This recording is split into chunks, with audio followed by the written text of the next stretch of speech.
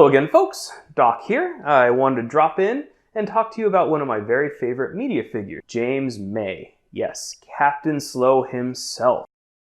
One of my very favorite projects of his was the 3 series he spent with Oz Clarke gallivanting around France, California, and the UK. In one of those, he met a lovely winemaker and he was challenged to make dinner for her.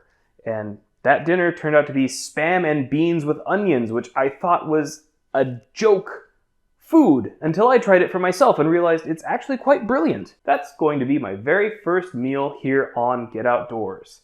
Thank you for tuning in. On that note, I'd like to begin with my ingredients.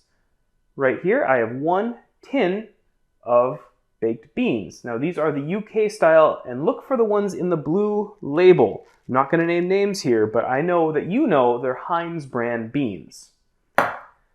Next up, we have 1/2 of a small yellow onion. Make sure to dice it fine. It dehydrates better and rehydrates better if there's more surface area.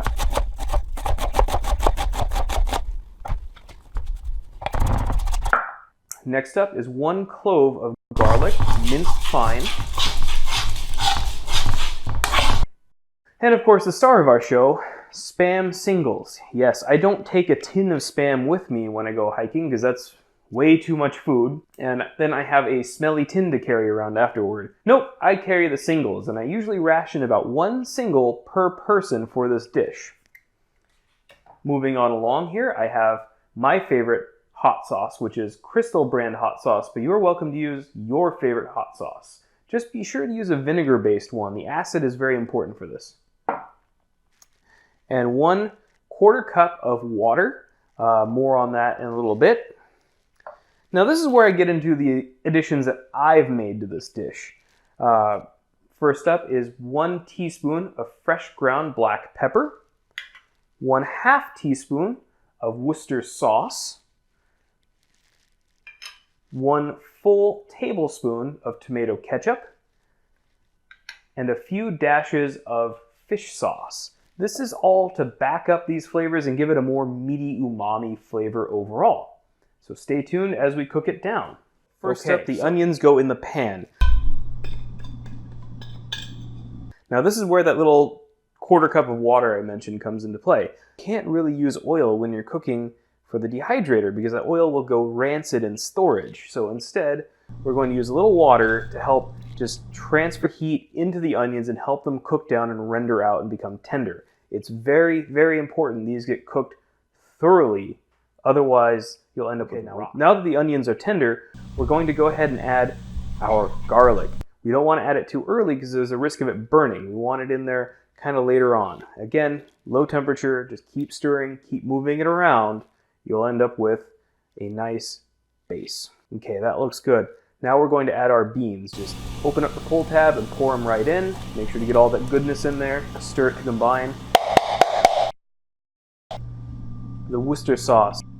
Then stir in the ketchup, the hot sauce.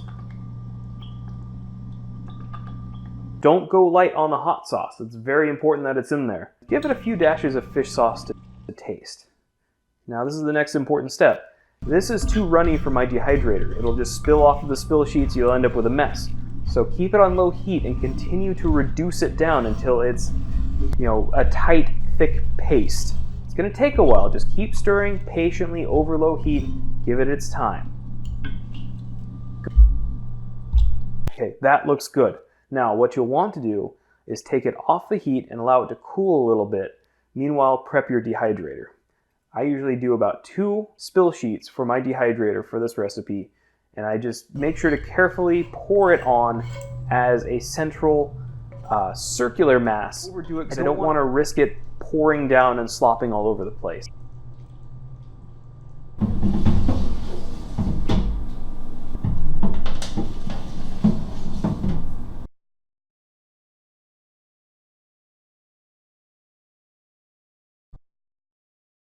Now that everything is loaded up, close up your dehydrator and set it to about 145 to 150 degrees. You want to keep your dehydrator set above 141 degrees, which is what's considered the danger zone, where bacteria can propagate in a protein-rich environment such as these beans.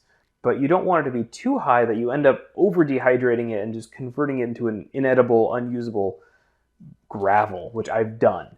It's not tasty. Don't do it. Now it's just time to leave it go. Usually 8 or so hours is all it takes. Check back with you in the morning. Time has passed and it's now morning, as you can tell by my running clothes. When you pull the tray out, you'll see the beans have reduced down to a thick leather, and they feel kind of leathery and tough at first, but as they cool and crystallize, they kind of start to dry out and become brittle.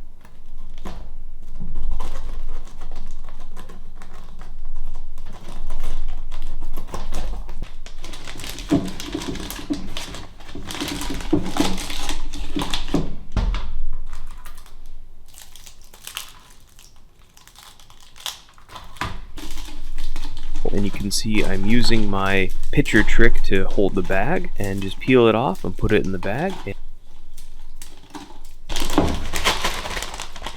And you're ready for use.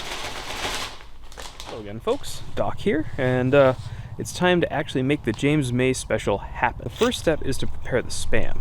Now what I like to do is cut the packaging on 3 sides and butterfly it open, and then cut on the packaging itself. Once the Spam packaging is butterflied, you'll want to cut it into roughly 1/8-inch cubes.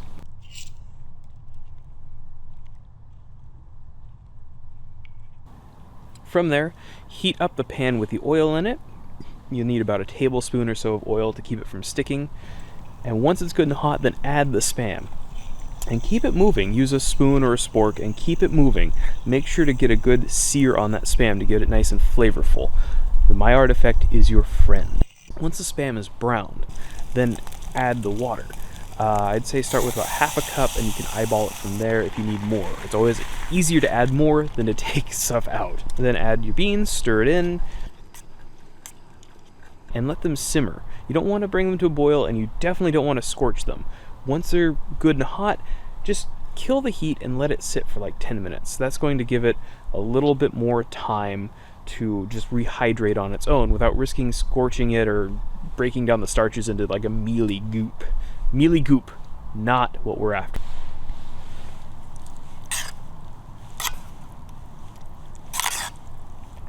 Well, that's how you make the James May special.